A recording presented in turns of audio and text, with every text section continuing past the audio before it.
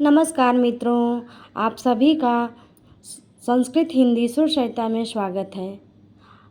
आज हम कक्षा 6 की पुस्तक संस्कृत पीयूषम के 10वां पाठ प्रहेलिका का अध्ययन एवं अभ्यास करेंगे। आइए देखते हैं।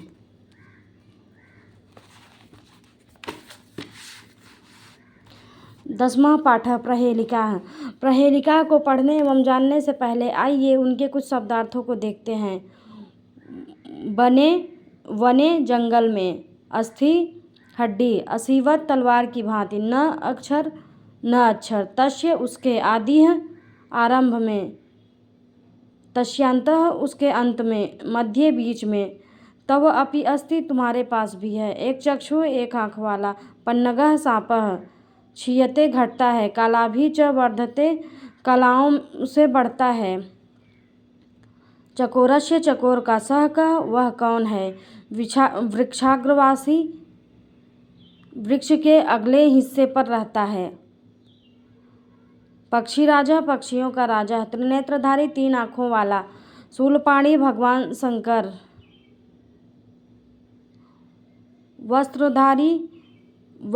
वस्त्रधारी छाल वल्क वस्त्र वाला, विभ्रान भरा हुआ, न घटः वह घड़ा नहीं है, न मेघः वह बादल नहीं है। अब आइए इसके प्रहेलिका को पढ़ते हैं और जानते हैं कि यह है क्या।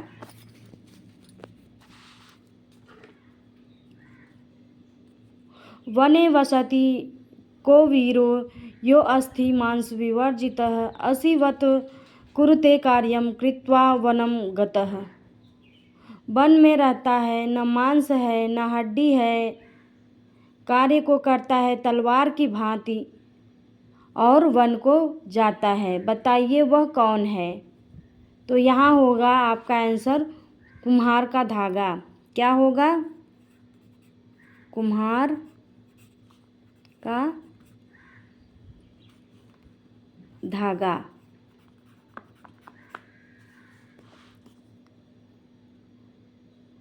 न तस्यादि न तस्यांतः, मध्ये यह तस्य तिष्ठति, तवाप्य अस्ति ममाप्य अस्ति, यदि जानासि तद्वद। जिसके आदि में न है, जिसके अंत में न है और मध्य में यह बैठा हुआ है, वह आपके पास भी है और मेरे पास भी है। अगर आप जानते हैं तो बताइए वह क्या है। क्या है जो आपके पास भी है और मेरे पास भी है, बता सकते हैं? तो आइए इसका अर्थ जानते हैं। यहाँ होगा नयन। क्या होगा? नयन।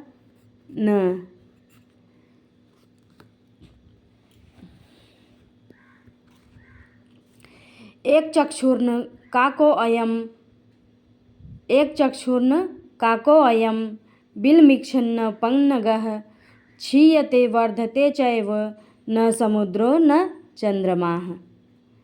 एक आँख वाला है लेकिन कौवा नहीं है, बिल में जाता है लेकिन सांप नहीं है, बढ़ता है घटता है लेकिन ना तो वह समुद्र है ना वह चंद्रमा है। बताइए वह क्या है, बता सकते हैं?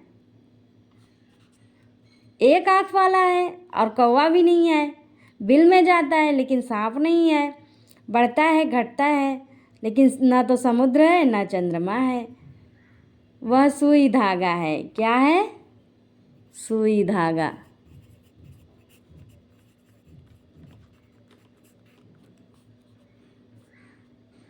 प्रकाशः शीतलः यस्य यः कालाभि च वर्धते, तापम हरति सर्वेषां चक्रोरस्य प्रियः सः कः। प्रकाश है, ठंडा है और काला भी है, कलाओं में बढ़ता है। प्रकाश भी है उसके अंदर और शीतल भी है वो, और अपनी कलाओं से वो घटता बढ़ता भी है।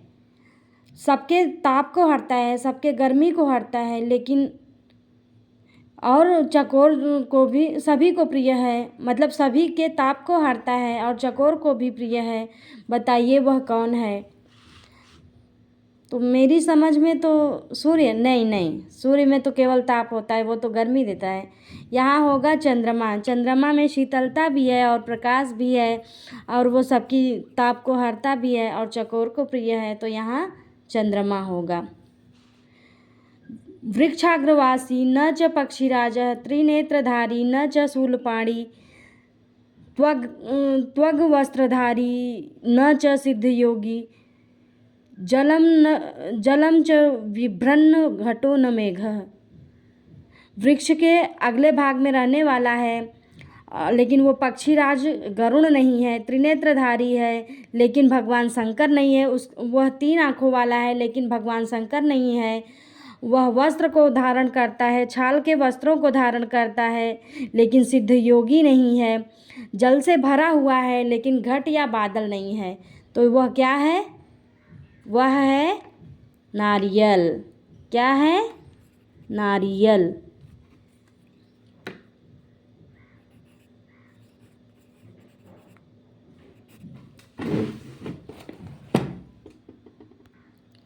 अभ्यासं कुरुतु पुस्तिकायां च लिखत। यो अस्ति विवर्जितः तवाप्यस्ति ममाप्यस्ति एकचक्षुर्न बिलमिक्षन् वृक्षाग्रवासी त्वग्वस्त्रधारी विभ्रन्न। ये जो शब्द हैं इनको उच्चारण के साथ तो पढ़ना ही है और अपनी पुस्तिका में लिखना भी है। पूर्ण वाक्येन उत्तरत। वैसे तो हमारे पास 2 प्रश्न उत्तर आते थे, लेकिन इसमें एक ही है जिसमें हमें पूर्ण वाक्य में उत्तर देना है। जैसे क वीरः अशीवत् कार्यं करोति, कुंभकारस्य तंतु अशीवत् कार्यं करोति। कुंभकार का जो धागा है वह तलवार की भांति कार्य करता है। यस्य यादव न अस्ति तथा अन्ते न अस्ति एवं मध्ये यह अस्ति सह कः अस्ति। इसका उत्तर बड़ा लिखना होगा, इसलिए हम पुस्तिका का प्रयोग कर रहे हैं। आइए देखते हैं। यस्य यादव आदौ न अस्ति तथा न अन्ते अस्ति एवं मध्ये यह अस्ति सह नयनम अस्ति। जिसके आदि में ना है, जिसके अंत में ना है और मध्य में यह बैठा हुआ है तो वह नयन होगा। क्या होगा? नयन। फिर आपका प्रश्न है यस्य प्रकाशः शीतलः अस्ति तथा च कालाभिः वर्धते सः कः अस्ति। जो शीतल है, प्रकाशवान है और कलाओं में बढ़ता हुआ है, सह चंद्रः अस्ति, वह चंद्रमा है। कः वृक्षाग्रवासी अस्ति परम पक्षी राजः न अस्ति।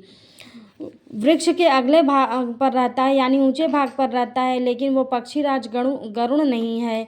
तो वह क्या है? तो वह नारिकेलः, नारियल है, जिसे हम हिंदी भाषा में नारियल बोलते हैं। आइए आगे देखते हैं। मंजुषातः समानार्थक पदानि चित्वा लिखत। नीरम जलधिः शशिः घनः नेत्रम। इसमें जो पर्यायवाची शब्द हैं वो उन शब्दों के आगे लिखने हैं। जैसे समुद्र का पर्यायवाची जलधि है, जल को धारण करने वाला जलधि है। चंद्रमा का पर्यायवाची शशि है। मेघ का घन है। जलम का नीरम होगा। चक्षुः नेत्रम। विलोम पदानि परस्परम योजयत। विलोम पद को परस्पर एक दूसरे के साथ लिखना है या एरो के माध्यम से भी समझा सकते हैं, जैसे इसमें बना हुआ है। वीरः कायरः गतः आगतः प्रकाशः का होगा अंधकारः शीतलः तप्तः प्रियः अप्रियः। इसमें जो शब्द दिए गए हैं उसका उल्टा अर्थात विलोम लिखना है।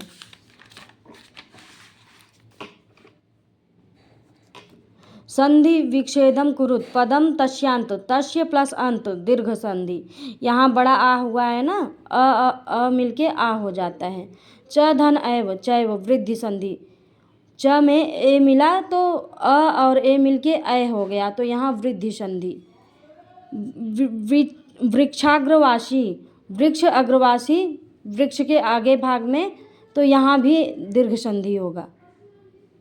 पठात क्रियापदानि चित्वा लिखत, पाठ में जो क्रियापद हैं उनको देखते हुए लिखना है। वसति वसता है, तिष्ठति बैठता है, वर्धते बढ़ता है, जानासि जानते हो, कुरुते करते हैं, हरति हरते हैं। तो ये आपके क्रियापद हैं जो कि पाठ में दिए गए हैं। वाक्यानि पूरयत, प्रकाशः शीतलः यस्य यह कलाभिः च वर्धते, यहाँ कलाभिः होगा और यहाँ वृक्षाग्रवासी च पक्षीराजः। शिक्षण संकेत, छात्रों को समानार्थक अन्य हिंदी प्रहेलिका संग्रह कार्यत। इसमें दिया गया है कि छात्रों को अन्य पहेलिका जो हिंदी में हों उन्हें संग्रह करना है। जैसे आंखें दो हों चाहे चार, मेरे बिना कोट बेकार, घुसे आँख में मेरे धागा, दर्जी के घर से मैं भागा। बताओ क्या होगा, कमेंट करके बताओ जल्दी से। इसी तरह अन्य पहेलिकाओं को आपको खोज के लिखना है।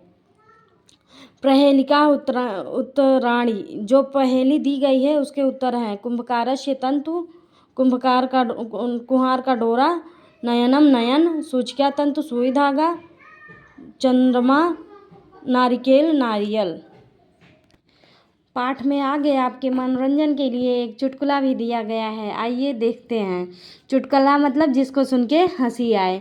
एकः शिक्षकः पत्रं लिखित्वा कस्यचित् छात्रस्य गृहं प्रेषितवान्, छात्रस्य च पितरं प्रतिवेदनम् अकरोत्। अन्ये द्वयोः पिता आगत्य अध्यापकम् अपृच्छत्, किमेतत् पत्रं भवतैव लिखितम्? अध्यापक: आम् पिता, तर्हि अस्मिन् पत्रे किं लिखत्? पठित्वा कथयतु। अस्पष्टलिपिकारणात् अध्यापकः अतीव कठिनतया पत्रम् अपठत्, अवदत् च, अस्मिन् पत्रे भवते इदमेव प्रतिवेदितं यत् भवत् बालस्य लिपिः समीचीना नास्ति।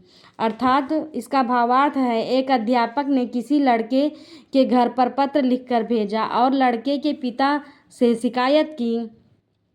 दूसरे दिन पिता ने अध्यापक से पूछा, क्या यह पत्र आपने ही लिखा है? अध्यापक: हाँ। पिता: तो इस पत्र में पढ़कर तो बताइए कि क्या लिखा है।